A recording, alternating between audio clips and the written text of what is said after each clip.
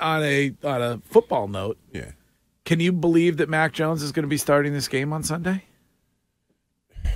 You know what? That is kind of unbelievable at this point. You know, you benched him 3 times already now? Four times. Yeah. And going to give him another shot. So it might go back to my theory of, you know what, let me try to put him out there. Hopefully he get a little confidence, a little run, so I can move him and get something for him. You know, because if you sit him down, you really lose value both for what you're paying him, you know, as a first-round draft choice, and now he's not going to be tradable. So he's probably doing that from a business standpoint. So that's maybe what Bill is doing is like, I got to be able to get some kind of value for this guy come the end of the season, and the only way I do that is by playing him. Yeah, that's what I'm thinking, because I don't see no other reason to keep him out there, because one year might as well see.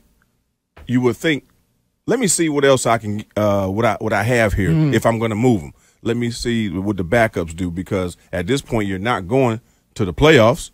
You know, you're not advancing anywhere. So for you to keep him out there, it must be that you're trying to, savor some type of value for him and get a late draft pick or something like that. You know, that's the backups are that bad. Exactly. Well, how much worse could you get?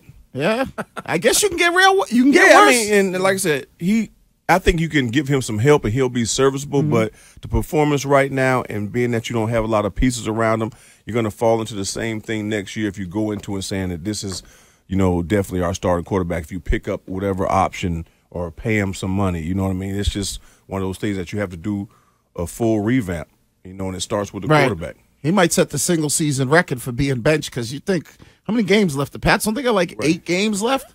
No, and normally, Bill, if you get benched, you at least going to sit out the next game and not going to start. Not saying that you won't get an opportunity, but if you get benched that many times, right, that means that, you know what, he don't believe in you.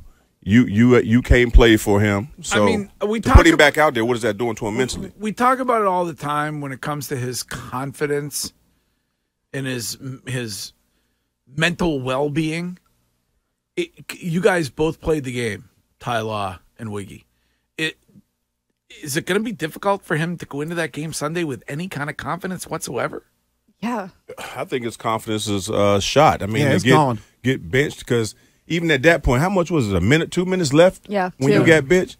Man, you might as well just finish the game out. You know what I mean? Why even put, the backup in there for him to go and throw an interception? He was probably the happiest guy on the field after that. I'm like somebody else threw an interception at the end of the game. You know what I mean? And after, you had Andrew Callahan do an article saying he's lost 80% of the locker room. Right.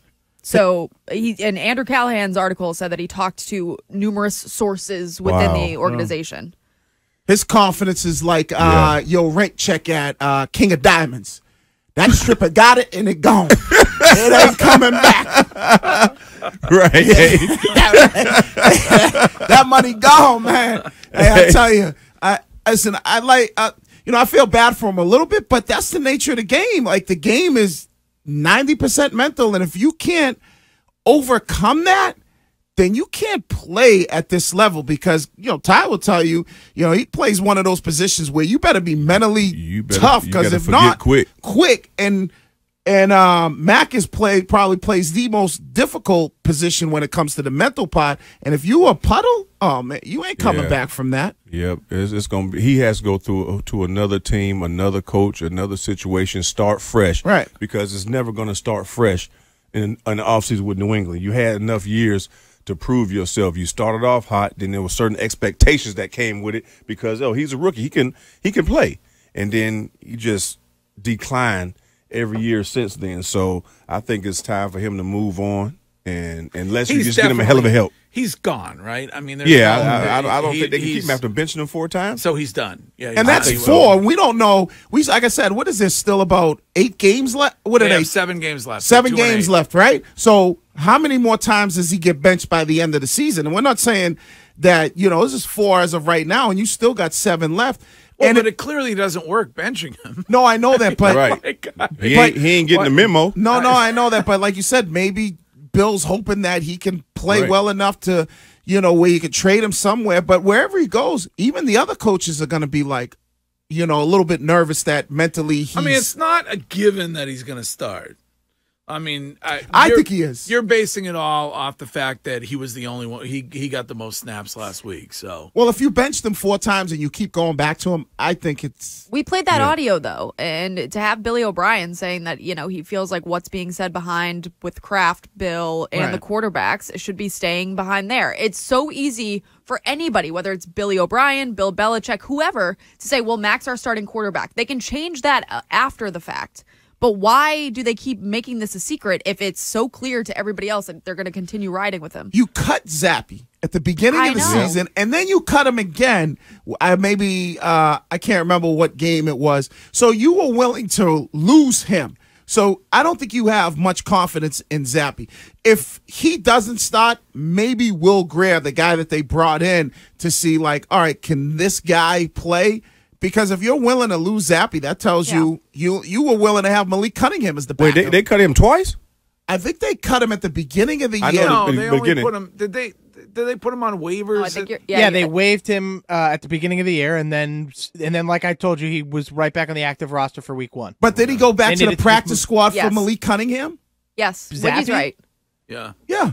Because remember they elevated Malik Cunningham? Yeah. Didn't they send him back? I don't think they sent him back, though. Like, I think they just elevated Malik. All right, well, either way, no confidence in neither quarterback. Right. They don't have confidence in anybody that they have on the roster as a quarterback. Facts. That's the problem. Right. It's a huge problem. And then, okay, are you trying to position yourself, to get one of these top quarterbacks coming out this year? I know it's not in our vocabulary tanking or anything like that, but why don't they go get somebody like Joe Flacco or something when they had the chance to get Joe Flacco this week? I mean, go get RG3, go get Cam, go get exactly Cam. Come back. To finish it off. All right, what I mean? There's probably a million quarterbacks that you would be like, veteran quarterbacks. What's Carson Wentz doing? I just think that the lack of confidence that we all know that they have in Mac. Think about the lack of confidence that they have in Bailey Zappe, that they won't even start him after they benched Mac 4 times. Yeah. Right, but why wouldn't they go back out and get a veteran?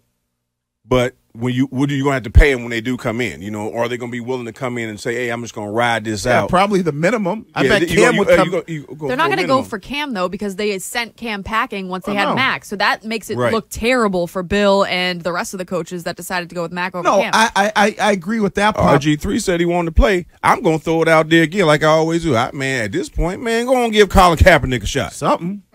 Bring on Cap back. Go get Orlovsky. He's giving everybody. Yeah. He's giving everybody all this insight how to be a great quarterback. All right, we're gonna take a break.